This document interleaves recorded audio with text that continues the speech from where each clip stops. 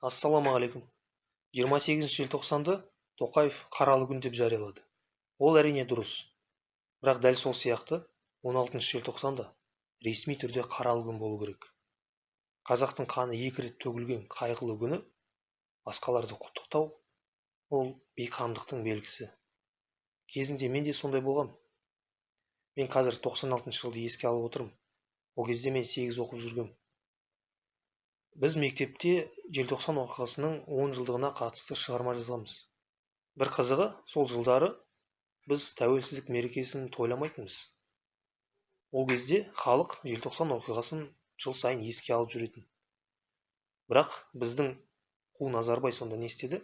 Ол 16 желтоқсанды тәуелсіздік мерекесі қылып қойды.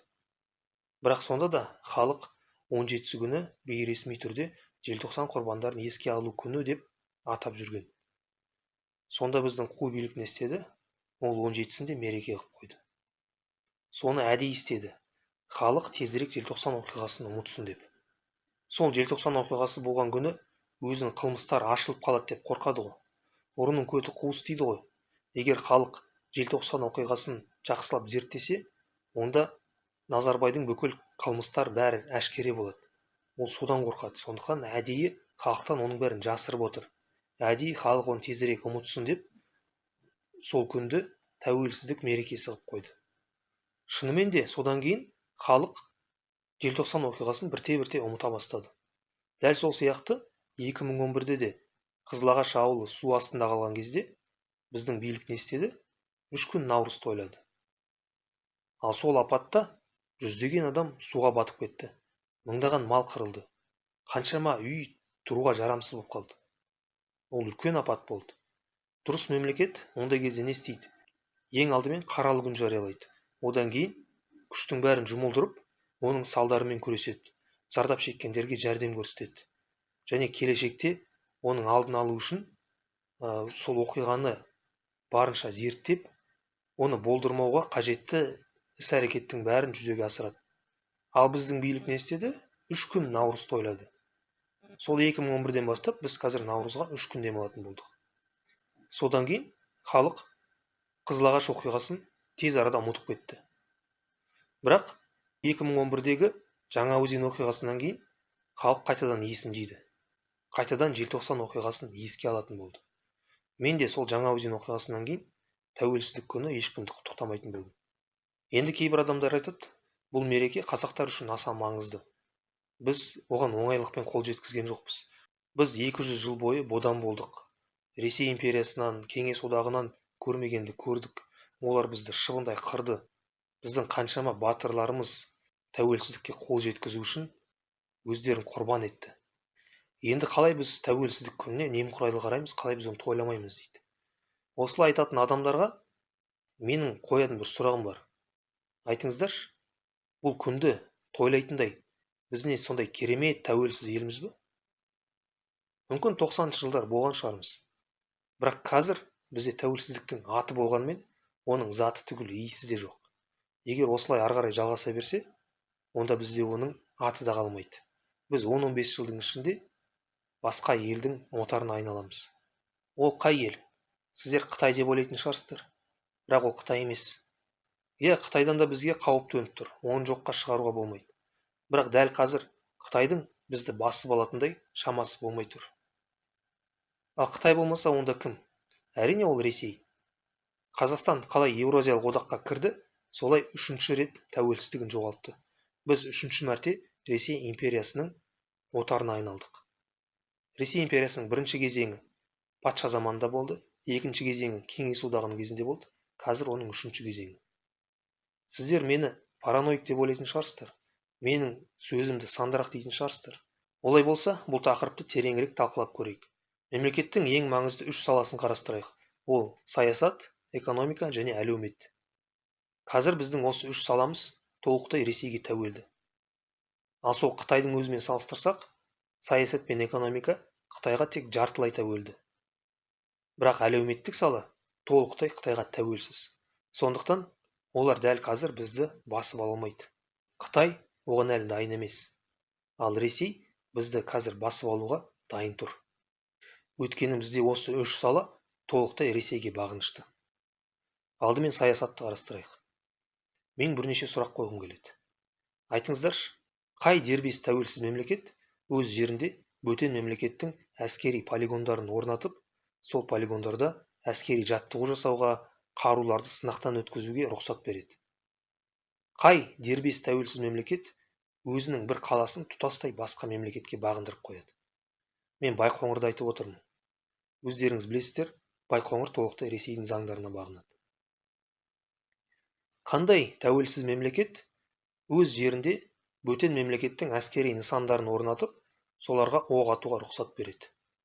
Қазір біздің жерімізде Ресейдің әскери нысандары тұр. Ресей өз жерінде орналасқан қаруды сынаған кезде, сол жақтан оқ атып, біздің жерімізде орналасқан нысандарға бағыттайды. Бұл нені білдіреді? Ол дегеніміз, ертең дәл солай Ресей өз жерінде отырып, біздің кез келген елді мекенімізді, қаламызды, немесе стратегиялық маңызды нысанымызды көздеп, соған оқ атуы мүмкін.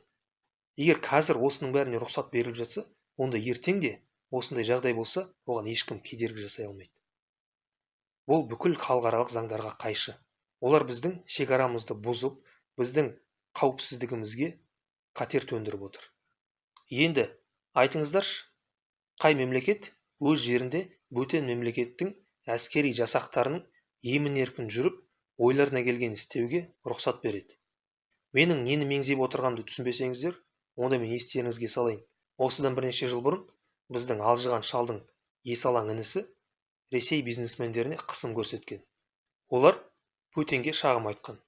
Сонда Путин не істеді? Ол дереу өзінің жендеттерін жіберіп, біздің есалаң бандиттің адамдарын атып қырып тастады. Сөйтті де сол жендеттер емін-еркін қайтадан өз жеріне оралды.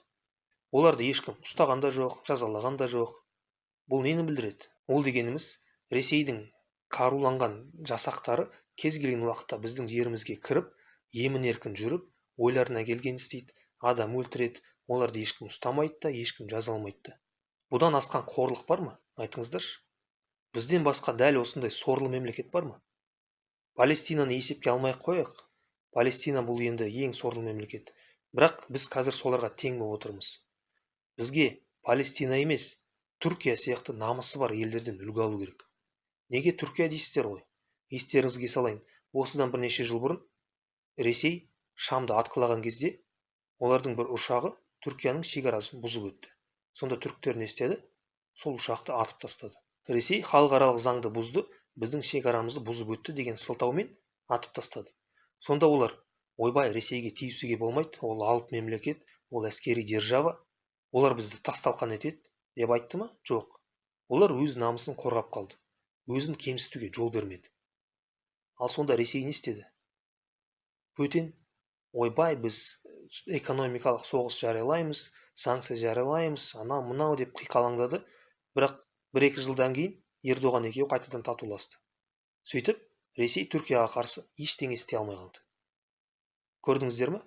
Өзін кемсітуге жол бермейтін халыққа қарсы басқа мемлекеттер, мейлі ол Ресей болсын, Қытай, Америка, қандай алып мемлекет болмасын, өзінің намысын қорғай алатын халыққа қарсы ешкім ешқашан ашықтан ашық күш көрсете алмайды. Бұл мысал соның нақты дәлелі. Өкінішке орай, қазір қазаққа осындай намыс жетіспей тұр. Сонымен, біздің қауіпсіздігіміз толықтай Ресейдің қолында екеніне көздеріңіз жетті деп ойлаймын. Ол дегеніміз, біздің саясат та толық Ресейге бағынады деген сөз. Енді екінші мәселе экономика. 90-шы жылдары біздің экономикамыз шынымен тәуелсіз болған шығар. Бірақ қазір біз қалай Еуразиялық одаққа кірдік, солай экономикалық тәуелсіздігімізді жоғалттық. Қазір Қазақстанның экономикасы Ресей үшін буфер қызметін атқарып жатыр. Буфер дегеніміз соққыны өзіне алатын зат. Яғни Ресейге қарсы бағытталған соққы ең алдымен бізге тиеді. Қалай дейсіздер ғой? Мен естеріңізге салайын. Осыдан бірнеше жыл бұрын Ресей Украинаға басып кірген кезде Батыс Еуропа мен ақш Ресейге қарсы санкция жариялады. Олардың тауарларын алуға тыйым салды. Сонда Ресей үлкен экономикалық күйзелістің алдында тұрды. Олардың тауарлары экспортқа шыға алмай қалды. Сол кезде олар не істеді? Бүкіл тауарын бізге жіберді. Сөйтіп біз оларды үлкен экономикалық күйзелістен құтқарып қалдық. Енді оған қоса санкцияның кесірінен рубль құнсыздалып қалған кезде олардың тауарлары да арзандап кетті. Сонда қазақтар не істеді? Қазақтар жаппай Ресейге лап қойды да солардың бүкіл тауарын сатып алып Қазақстанға әкелді. Тауардың бәрін сатып алды. Тағамнан, киім-кешектен бастап машинаға дейін бәрін алып келді. Осылай біз олардың ішкі өндірушілерін, олардың шағын орта бизнесін үлкен шығыннан аман сақтап қалдық. Бірақ біздің экономикаға ол кері әсерін тигізді. Біздің отандық өндірушілеріміз олардың төмен бағасымен бәсекелесе алмай үлкен шығынға батты. Ол аз болғандай, қазір Ресей біздің экономикамыздың түкпір-түкпіріне өзінің қолын сұғып жатыр. Ол біздің бүкіл экономика саласын өзі басқарып отырғысы келеді. Мысалы, 90-шы жылдары егер базарда тауардың бәрі Қытайдікі болса, қазір тауардың жартысы Қытайдікі, жартысы Ресейдікі. Және Ресей тауарларының үлесі жылдан жылға артып бара жатыр. Сенбесеңіздер, кез келген супермаркетке кіріп көріңіздерші, тауардың кем дегенде 70% Ресейдікі. Ол мейлі тағам болсын, тұрмыстық химия болсын, басқа да заттар болсын. Мысалы, тұрмыстық химияның кем дегенде 90% Ресейдікі. Балаларға арналған тауарларды қарайықшы. Памперс болсын, пюре, шырын, басқа да заттар болсын, бәрін біз Ресейден алып жатырмыз. Тіпті ойыншықтың өзін бұрын Қытайдан алсақ, қазір жартысы Қытайдан, жартысы Ресейден келіп жатыр. Тұрмыстық электрониканың өзі қазір бізге со жақтан келеді. Машиналар да со жақтан келіп жатыр. Бізге қазір тек қана екі зат таза Қытайдан келеді, ол смартфон мен компьютер. Қалған заттардың бәрі негізінен Ресей жақтан келіп жатыр. Яғни олар біздің бүкіл нарығымызды басып алды. Енді ол аз болғандай, өздерінің банктерін қазір бізге кіргізіп жатыр. Тіпті қызмет көрсету саласының өзінде Ресей компаниялары басым болып жатыр. Мысалы, Яндекс Такси, Тугис сияқты басқа да қызмет көрсету компаниялары қазір біздің нарықта басым болып бара жатыр. Тіпті репетитор жалдаудың өзі қазір Ресей сайттары арқылы жасалып жатыр. Қазір Ресейдің екі сайты 5 баллов және мой репетитор ма, твой репетитор ма, осы екі сайт біздің бүкіл репетиторларымызды өзінің базасына енгізіп, бүкіл нарығымызды басқарып отыр. Қазір әлдекім репетитор болып жұмыс істегісі келсе, онда ол осы екі сайт арқылы өзіне клиент табады. Сөйтіп оларға комиссия төлейді. Көрдіңіздер ме, жағдайдың қалай ушығып кеткенін? Бірақ осыны ойлап жатқан қазақ бар ма? Бізді Қытай деп қорқытып жатыр да, Ресей мына жақтан тып-тыныш келіп, өзінің істерін тындырып жатыр. Тіпті біздің мақтанышымыз болған Тальго зауытының өзін қазір Ресей компаниясы сатып алды. Біздің өзіміздің ешқандай өндірісіміз қалмады. Мысалы, 70-ші жылдарды еске алайықшы.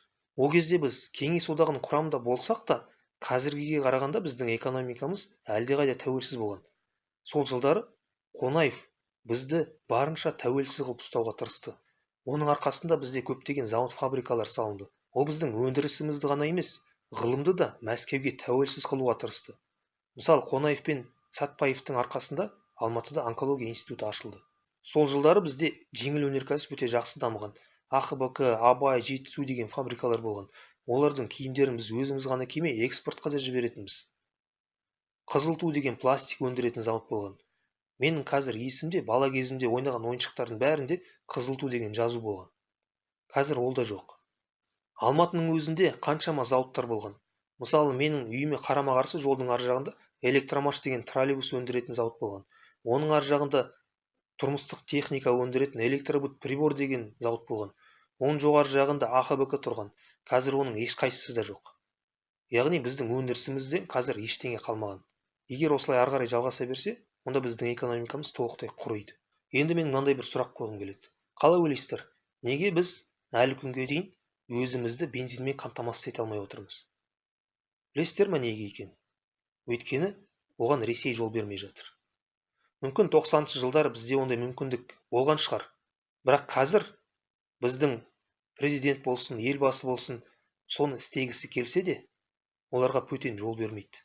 Ал біздің билік бөтеннен қорқады, соның айтқан сөзінен шыға алмайды.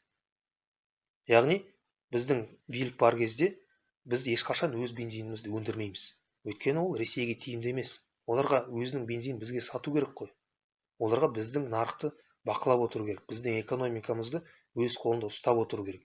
Сондықтан олар ешқашан бізде Қазақстанда мұнай өңдейтін зауыттың салынуына жол бермейді. Сонымен біздің экономикамызда қазір толықтай Ресейге бағынып отыр. Енді үшінші әлеуметтік саланы алайық. Енді бұл жағынан біз Ресейге қалай тәуелдіміз деп ойлайтын шығарсыздар. Мен айтайын, қазір бізде орыс тілі басым болғандықтан біз идеологиялық тұрғыдан да, рухани тұрғыдан, әлеуметтік тұрғыдан Ресейге тікелей тәуелдіміз. Өйткені біз олардың ақпаратын тұтынып отырмыз. Біз 28 жыл ішінде қазақ тілінде ақпараттық ортаны құрастыра алмадық. Бізде ақпарат пен білім әлі де орыс тілінде. Бұқара ақпарат құралдарының өзін алсақ, мысалы радионың кем дегенде жартысы Ресейдікі, телеарналардың 70-80% Ресейдікі. Ал біздің өзіміздің жергілікті арналардың өзі басым көпшілігі орыс тілінде. Ол түгілі біз 28 жыл ішінде әлі де киноны қазақ тіліне дубляждауды қолға алған жоқпыз. Біз әлі күнге дейін кинотеатрда киноны орыс тілінде қараймыз. Осыдан кейін біз қалай өзімізді тәуелсіз мемлекет деп атай аламыз? Қазір қазақтардың басым көпшілігі әлі күнге дейін Ресейдің телеарналарын қарайды. Дұрыс па? Әлі күнге дейін қазақтың көбі жаңа жылда ирония судьбы қарайды. Ресей эстрадасының концерттерін қарайды. Біз әлі күнге дейін Ресейдің сайқы мазақтарын қарап жүрміз. Олардың ұятсыз, басқа ұлттарды кемсітетін сайқы мазақтарын біз әлі күнге дейін қарап, соған мәз болып жүрміз. Біз әлі күнге дейін солардың сериалдарын, киносын қарап жүрміз. Ал сол арқылы олар бізге өзінің саясатын жүргізіп жатыр. Бізді құлдық санада ұстап отыр. Қалай дейсіздер ғой? Мен сіздерге бір ғана мысал келтірейін. Мен студент кезімде бізде факультетте бір студент оқыған, ол мен Құдайға сенбеймін, дінді жек көрем деп айтқан. Сонда ол мен әсіресе 9-шы рота деген киноны қарағаннан кейін дінді одан бетер жек көретін болдым дейді. Көрдіңіздер ме? Ресейдің қайдағы бір өтірік пропагандасына сеніп, ол өзінің ата-бабасы ұстанған дінді жек көретін болды. Осындай әдістер арқылы, осындай кино, шоу-бизнес, жаңалықтар, саяси бағдарламалар арқылы олар біздің миымызды өзінің пропагандасымен улап жатыр. Сол арқылы бізді құлдықта ұстап отыр. Ал сол құлдықтан құтылу үшін бізге ең алдымен орыс тілді ақпараттан бас тарту керек. Егер біз осыны істесек, онда біз ең болмағанда осы бір саланы, әлеуметтік саланы Ресейге тәуелсіз қаламыз. Ал экономикалық және саяси тәуелсіздікке қол жеткізу бізге өкінішке қарай өте қиын. Ол тікелей биліктің қолында. Ол үшін бізге алдымен билікті ауыстыру керек. Видеоны бөліп түсіруге мәжбүр болдым, айып етпеңіздер. Ары қарай жалғастырайық. Менің тағы айтайын дегенім, қазір бізде көше атауларын, елді мекен атауларын өзгертіп жатыр. Бұрынғы қазақи атауларды қалпына келтіріп жатыр. Ол өте дұрыс. Мен оның бәрін қолдаймын. Бірақ мұнда бір нәрсені ескерейік. Қазақтың бұрыннан аңсап жүргені ол Қызылжар мен Керейкудың бұрынғы атауларын қалпына келтіру. Өкінішке орай, біздің қазіргі билік оны ешқашан жүзеге асыра алмайды. Неге? Өйткені оларға Ресей рұқсат бермейді. Ресей біздің солтүстік облыстарымызды өзіне алып қалғысы келеді. Бөтен Украинадан қалай Қырымды тартып алды, дәл солай біздің солтүстік облыстарымызды да тартып алғысы келеді. Сондықтан Қызылжар мен Керейкудың бұрынғы атауларын қалпына келтіруге ол ешқашан жол бермейді. Мен бұны не үшін айтып отырмын? Сіздерде қазіргі билікке қатысты бос үміт болмасын, иллюзия болмасын деген оймен айтып отырмын.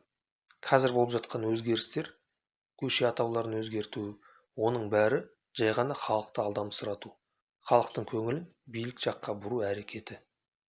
Осыны біліп қойыңыздар. Енді тағы бір айтайын деген нәрсе. Мен жақында бір жаңалықтан оқыдым. Украина биылдан бастап орта мектептің бәрін украин тіліне ауыстырады екен. Міне, бұл нағыз тәуелсіз елдің үлгісі. Олар Ресейден қорықпайды. Олар қағаз жүзінде ғана емес, сөз жүзінде ғана емес, іс жүзінде нағыз тәуелсіз мемлекет. Ал біз, өкінішке орай, үйтіп мақтана алмаймыз. Біздің қазіргі билік еліміздегі орта мектептерді қазақ тіліне ауыстыруға ешқашан бара алмайды. Өйткені Ресей оған рұқсат бермейді. Қазір біздегі саяси жағдай осындай. Сонымен сіздерге біздің шын мәнінде қаншалықты тәуелді екенімізді түсіндіріп жеткіздім деп ойлаймын. Ал осы жағдайды өзгерту үшін бізге не істеу керек? Нағыз шынайы тәуелсіз ел болу үшін бізге екі нәрсе істеу керек. Бірінші, орыс тілді ақпараттан бас тарту керек. Екінші, билік басына нағыз қазақты отырғызу керек. Тек осы екі шартты орындаған кезде ғана біз нағыз тәуелсіз мемлекет бола аламыз. Бұл менің жеке пікірім. Менің сөзімде әлде бір қате болса, онда өтініш комментарийге пікір қалдырып, менің қай жерде қандай қате жібергенімді көрсетіп қойыңыздар. Ал егер менің сөзімді дұрыс деп ойласаңыздар, онда бұл видеоға лайк басуды ұмытпаңыздар. Бүгінге менің айтарым осы. Сауатты болайық.